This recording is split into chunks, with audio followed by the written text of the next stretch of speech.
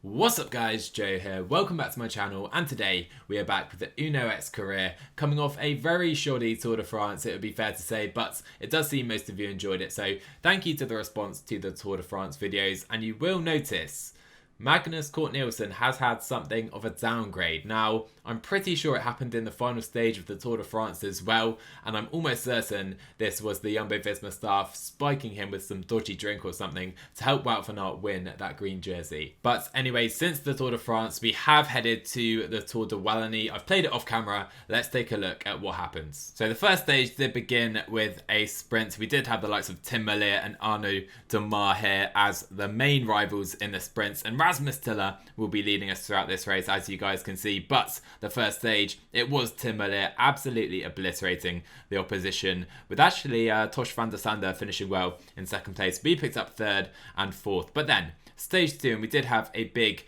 probably one of the queen stages of the race. So you can see I'm trying to open up the race in the finale despite having the race lead actually with Anders Garset after he picked up some bonus seconds in the opening stage. But you can see I'm attacking here. Ida Andersen and Rasmus Tiller are trying to get up the road, and here we go, Rasmus Tiller trying to make his decisive move with 5k to go, and he would succeed in winning this stage solo by an absolute mile as well. We had Gianni Moscon and Ida Andersen in second and third, with a further gap back to the peloton. What a stage that was. Rasmus Tiller in control of the race. And then anyway, heading on to stage three, now with a substantial lead in the GC, we're trying to pick up some stage victories as well, and it would actually be Anders Garset on the downhill finish, just pipping Gianni Moscon and Demar. I thought I'd try to drop all of the punchy sprinters. Demar held on, wasn't good enough in the end though. Heading on to stage four, another chance for the sprinters. I got into Tim Merlier's wheel and he died to the line, completely collapsed,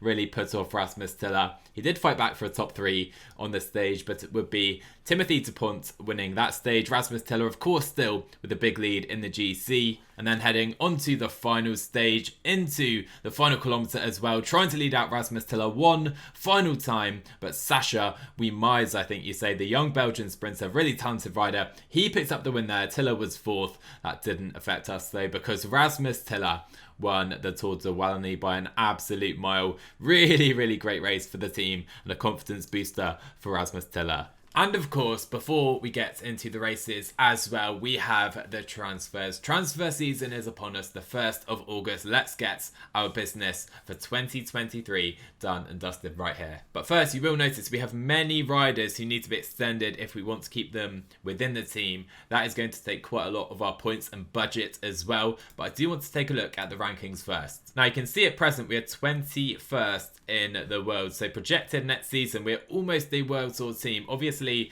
none of these teams have made signings yet. We haven't either. But we are so close to making it into the World Tour ranks. And if we can do that with our business this season, I think that has to be the goal. Let's try and become a World Tour team for 2023. It doesn't matter too much if not. We have gone to most of the World Tour races that we want to this year, but having access to all of them and being a World Tour outfit would be massive, I feel. So yeah, 21st at the moment. Let's take a look at where we are after we've completed our business. So first up, I'll show you guys our dossiers. This is the final state. I think I added Vigard Stocker, a talented puncher from Team DSM, off camera. He's been added, and yeah, I'd quite like to sign him as well. But we'd like to bring in all of these riders on the left side of our screen. But that of course means we will be saying goodbye to quite a lot of riders, because we have many more as well.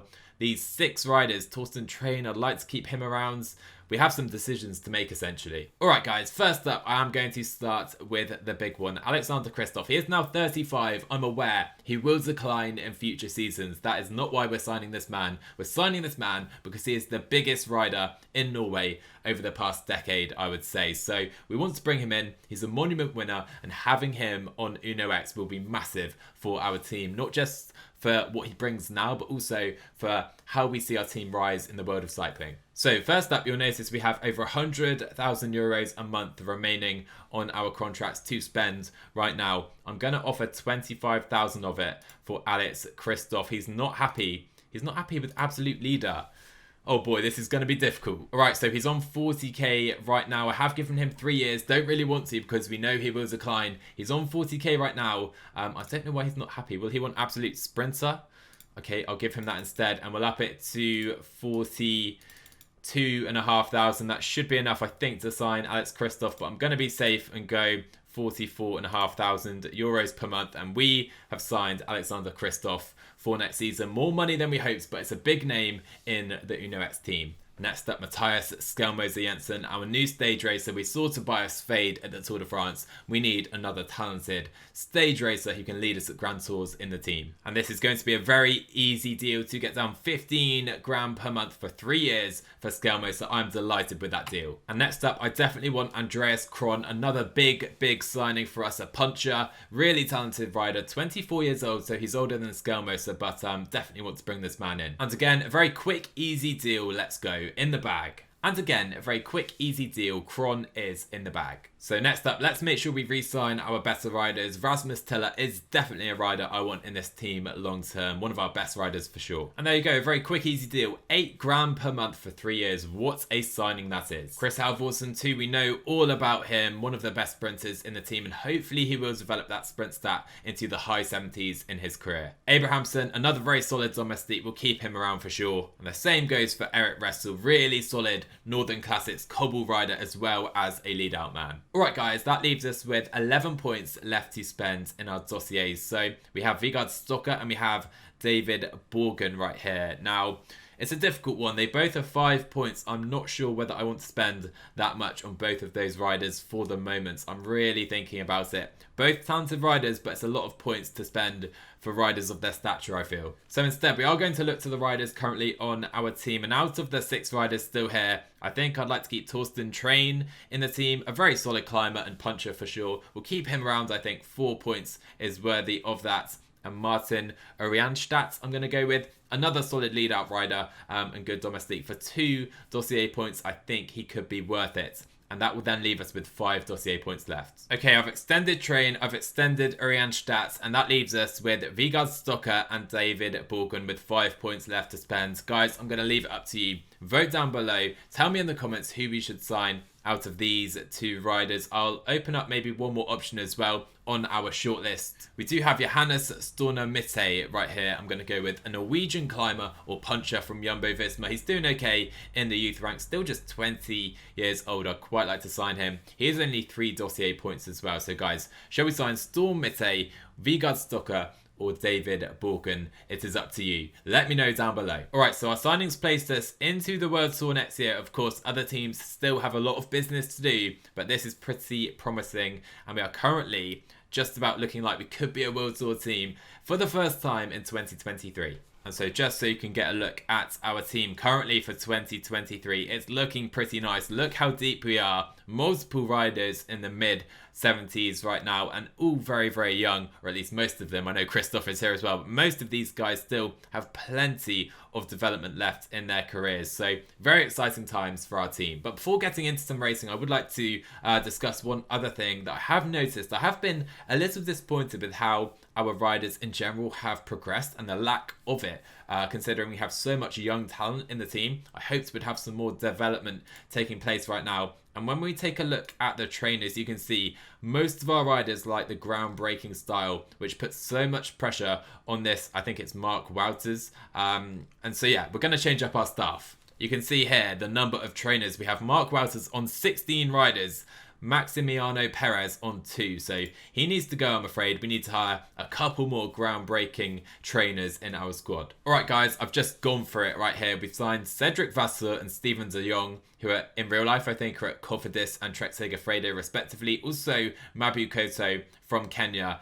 3 legendary groundbreaking trainers, and that is going to sort us out, I'm sure. Alright, so you can see we only have 6 riders, I think, assigned to each groundbreaking coach, so this should really help our guys develop at the best rates possible. And you know what? I'm going to sign a new modern coach as well. So we've signed an Icelandic legendary modern coach as well, and as you can see, if we go to the squad, he is going to be training our guys as well. So our guys should have the best coaches in the world, so we have no excuses not to develop at a rapid rate now, guys. I just kind of forgot about this, to be honest with you, and assumed it was all set up. I had so many riders telling me they want a new coach, and apparently they all wanted the same coach, which meant they couldn't really develop too quickly. By the way, Daniel Houlegaard is retiring this season, so you don't have a coach, I'm afraid. We can't waste valuable resources on a rider who is retiring. Anyway, guys, I think it's time to get into some live racing. Let's go. The Arctic Race of Norway, 4 stages coming up. Of course, our home race. You can see what's on display, definitely for the punchers, especially with this climb on stage 3. Let's take a look at our squad. So it's a Norwegian only team here at the Arctic Race of Norway. The Leknessund twins are here, Widerberg, Ressel, the Houlegaard brothers, as well as Chris Halvorsen. So nice to see. Our objective for the race is to get a stage victory out of the 4. I can already see though, Wout van Aert is here again. So the ultimate troll Tobias Johannesson returns to racing for the first time after the Tour de France. I'm so disappointed with that man's performance there. Anyway, I think today we will be racing to try and outsprint Wout van Aert with Chris Halvorsen. You can see the full lineup for the race though right here, and Ethan Hayter for me, definitely the man to watch, one of the most talented riders in the world right now for me. And the man who finished on the Tour de France not too recently, Egan Bernal, has fallen. He will not be winning this race because he is already out the back. So we're trying to make this difficult. Only 6k to go right here. Tobias Johannesson, he's going to just try and find the wheel with Ethan Hayter here. 5k to go. Ida Schelling has tried an attack. I'm pretty sure we will be able to bring him in though. Widerberg is done for the day. We need to try and keep Halvorsen as close to the front as possible on this descent, and this isn't too ideal, him getting blocked off a little bit, and maybe we'll have to go for Marcus Houlegaard, but 3k to go, 2k to go now. We have Wout van Aert, as always, in a prime position to win this race. Here goes Houlegaard. Halvorsen is ready as well. Tobias too. Can we get the stage? Of course we can't. Wout van Aert is here, and Wout van Aert is going to win the first stage of the Arctic Race of Norway. We'll have to settle for 3rd and 4th place today. I'm telling you guys, I'm having nightmares about this man at the moment. He is just unstoppable. I think one of you pointed out he won 4 stages in the final week of the Tour de France, and I think you're right as well. Take a look at this, guys. His final week from stage 13 to the last stage, he won 5 stages at the Tour. No wonder he won the green jersey, and he's causing us more nightmares here. And again, a flat stage for Wout van Aert, even Olav Koy. We'll see how Jumbo-Visma play it, but with Groenewegen in their team and Mike Teunissen, they are surely going to win this stage as well. Tobias keeps on trolling, a +3 day on a flat stage in the Arctic Race of Norway, and he couldn't do it in the Alps at the Tour de France. Alright, so we do have a split here. We are going to try and press on. I think Anders Johannesson's fall is actually what caused it. He's already behind in GC, doesn't matter at all. He can lose more times to go in later breakaways. I think he should be okay. Still 17k to go. Let's press on. So I've told Tobias to mark Wout van Aert, the race leader, and don't move. We have 4k to go. Widerberg doing a big job right now on the front. I think we can hand over, to Ressel right now though. 99. We have Houlegaard. In fact, let's go 95. We have Houlegaard and Halvorsen at the front and ready to launch. Now 99 with Ressel maybe. Let's go for the line. Houlegaard needs to lead out Halvorsen like he never has before. Here we go. Halvorsen goes for the line. Can we take victory? Ethan Hayter versus Halvorsen versus John Degenkolb. And Ethan Hayter wins today, and it is another 3rd place for us. It's a shame we didn't really have the race days to beat Big John and Ethan Hayter today. Like I said, one of the most talented riders in the world for sure. And this could be the Queen stage of the race, a punchy one on a 5k climb. But now Wout van Aert again and Ben Tullett actually are the favourites. So as we have the option to throw Anders Johannesson in the breakaway, I did think, why not? Here's up the road with the breakaway king himself, Thomas de Gent. And guess who? Thomas de Gent has tried to go solo. He dropped everyone else from that breakaway. And guess what as well? Tobias, the ultimate troll,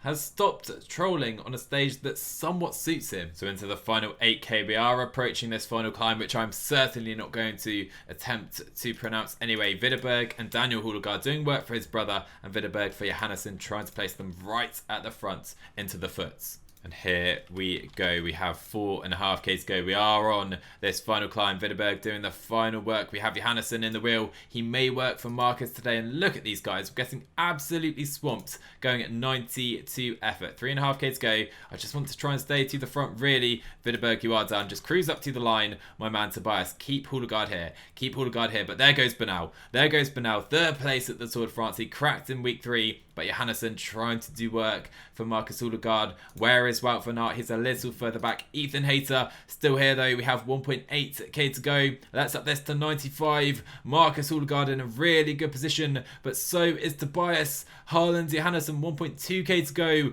1k to go. I think we're going to go for the line right now. Here goes Houdegaard going for victory. And Marcus Houdegaard, I think, is going to win. But here comes Van Aert. Here comes Van Aert late. Oh no, he's not going to. Surely he's not, because Marcus Houdegaard gets our stage victory at the Arctic Race of Norway. And great teamwork here today. There we go, guys. We get our stage victory. No time gap, sadly, on that final climb until we get to 24th place. But Marcus Houdegaard, now we've got that objective out the way, that stage victory objective for our sponsors. 2 seconds behind Wout van Aert. Can we try and beat him to the GC and get our revenge for that green jersey at the Tour? And the final stage into Tromsø definitely suits us, with some short hills suiting Marcus Houdegaard. So I've been trying to make this race as difficult as possible. As you guys would expect, you can see the field is really stretched out under the pressure we have applied. Now Widerberg pressing it over the top. I wonder if I should try and attack, but this long flat section really is putting me off. Oh, and look at this. We are literally riding everyone off our wheel. This is absurd. Let's continue pressing, guys. Come on. Johannesson pull for Houdegaard, but the guy is just about getting back on. We've stretched it out, but it's not quite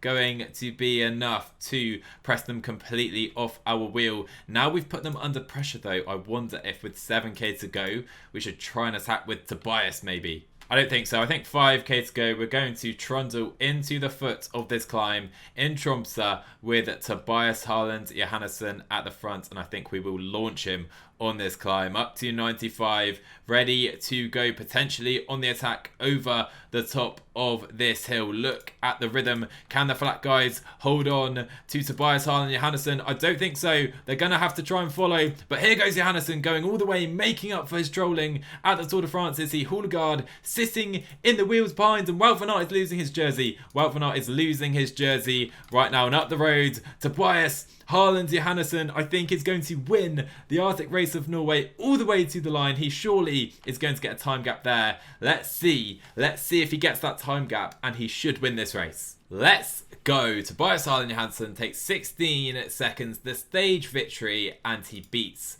Wout van Aert to the Arctic Race of Norway. Come on, I'm so pumped with that win. The troll returns. Oh, and look at that. He gets a plus on his mountain upgrade as well. Didn't even notice if he had that in stage, but 77 mountain now on Tobias as he wins his home race. Oh boy, I'm excited for this man's future. He's making up for his terrible, terrible Tour de France. I'm so happy Tobias is back in my good books, up to a 76 overall. Let's go. And this could be actually important in helping us get to World Tour next season, having our better riders develop just that little bit before the season ends. And I am wondering if I should maybe even throw him into that Vuelta a España lineup. I'm not sure. I'm thinking about it though. It's a difficult one. And so guys, before ending out the episode, let's take a look at the Danish race as well. The PostNord Danmark Rundt I'm going to go with. Not sure if I said that correctly. Anyway, we do have 5 stages, pretty much all flat for the sprinters, and will be decided in a TT. And as was the case in Norway, we will have a full Danish team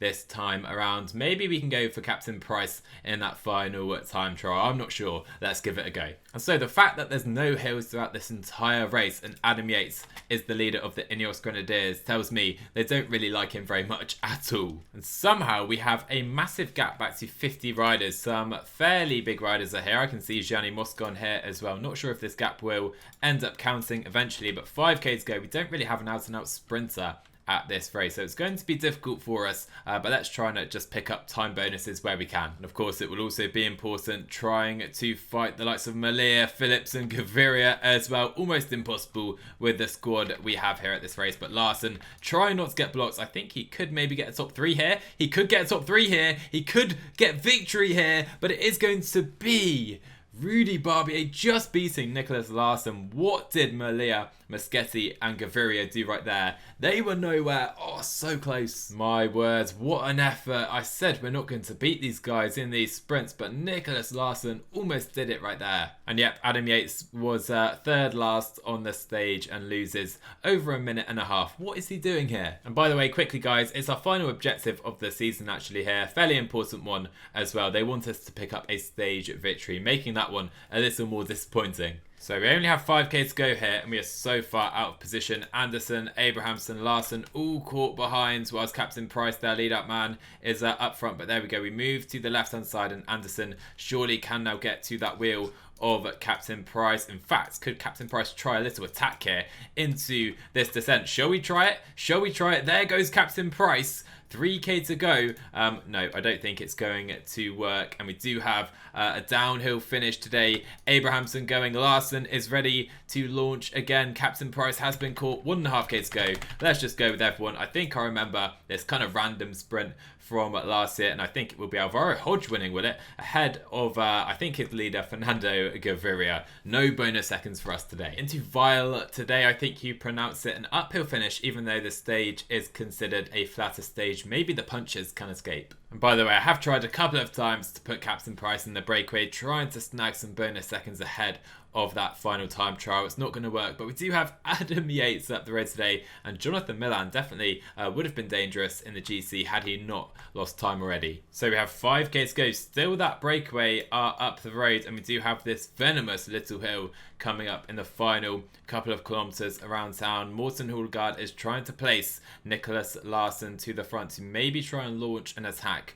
on this final climb. Up to 92 with Hulgaard. Let's go 90. Milan, Yates and the other guy from the breakaway are now going to be caught. And we have an attack. We have an attack. It's Beestrom, maybe leading out Fernando Gaviria. But here we go. This is the uphill section I have been waiting for. And maybe Larsson can just try and go right now. Try and go a little early. There's Viviani. There's Gaviria. Let's get in his wheel. Try and come out into the final kilometer. What a ride by Nicholas Larsson here. And he is going to win the stage, I think, just ahead of Gaviria. Let's go. What a victory on that final hill. I'm pumped with that. And that is going to put us in the lead of the race as well as achieving our earlier objective of a stage victory. Perfect, perfect stuff. And remember, Larsson can time trial a little bit. So he now has a buffer ahead of that final stage where, of course, we still have Price Peterson staying in the front group, staying in that same time with the other, I think, 57 riders here. Important for him to do that, but we do have options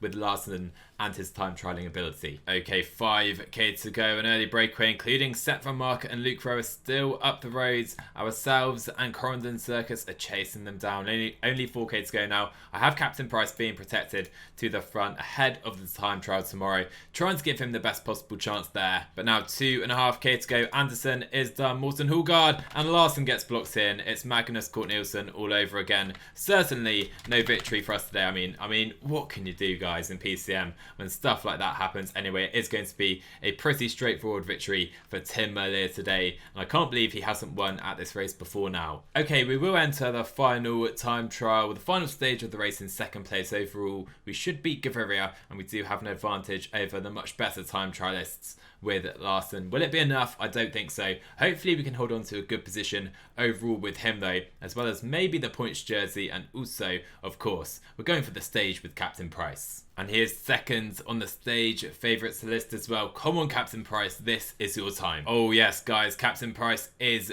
ready for sure. A +4 day. I haven't had a rider really go just yet. Only Sorgstad, who's literally just started ahead of Captain Price. I think we can definitely go though. 86 to the line. Let's try that. So it's been a very measured TT by Captain Price so far. Almost caught his teammate, and we are going to be 8 seconds clear of the best time so far at the first split as well. Mads Schmidt though, definitely with a negative split on his TT. It's going to be close, guys. And we power past our teammate Sorgstats. Look at that. Captain Price is flying right now. But 1k to go. Is it going to be enough for victory, or at least the provisional lead at his home tour? Here goes Captain Price all the way to the line, and he takes the best time by 8 seconds. Let's go. So Morten Hulgaard across the line now as well. Hopefully a top 10 for him. It is for the moment. No one really has come close to Captain Price so far, and we now do have Nicholas Larsen, second place in GC on the road. Another great day for him. So we only have 4 riders left on course. Captain Price, guys, is going to win this stage. You love to see it, you really do. Larsen is hunting down though Matteo Moschetti of Trek Segafredo. We're not quite going to catch him before the line, I don't think. Larsen though up to 99, and he is 21 seconds down, which I think means Captain Price is going to take the GC here, as Gaviria is shedding time. There we go, guys. We win a time trial. I can't remember winning one with Captain Price before at his home tour. I'm very, very happy with that one indeed. A dominant win, also meaning we won to the GC. What a race for us here, and Gaviria did hold on for the points jersey in the end. No matter though, this was a great race. So a hugely successful episode today. I do want to take a quick look at the rankings. We haven't looked for some time. We're still in the top 5 in super prestige standings in the world. That is World Tour and Continental races combined. We are 5th. That is absurd. How can we not be a World Tour team next season considering that? And it looks like Marcus Hulgaard and Magnus Cort very equally matched for us in terms of acquiring points, with Rasmus Tiller and Tobias much further back. But anyway, guys, we'll leave it there. Of course, we do have La Vuelta a España actually starting on 14th of August in game as well. It's about to start. Cannot wait for it starting in the next episode. And we need to make up for our disappointing Tour de France. That is for sure. I'm really excited to have the new trainers on board. Let me know, guys, if I should throw Tobias Harlan Johansson, give him a chance at the Vuelta and see if he can make up for that terrible Tour de France, or should I give the other riders a chance as well? They haven't had a Grand Tour yet this season, of course. And let me know on the transfers as well and who we should spend those final points on. But if you enjoyed, smash that like button down below. Really helps the channel out. Drop a sub if you're new as well, and I will see you guys in the next one.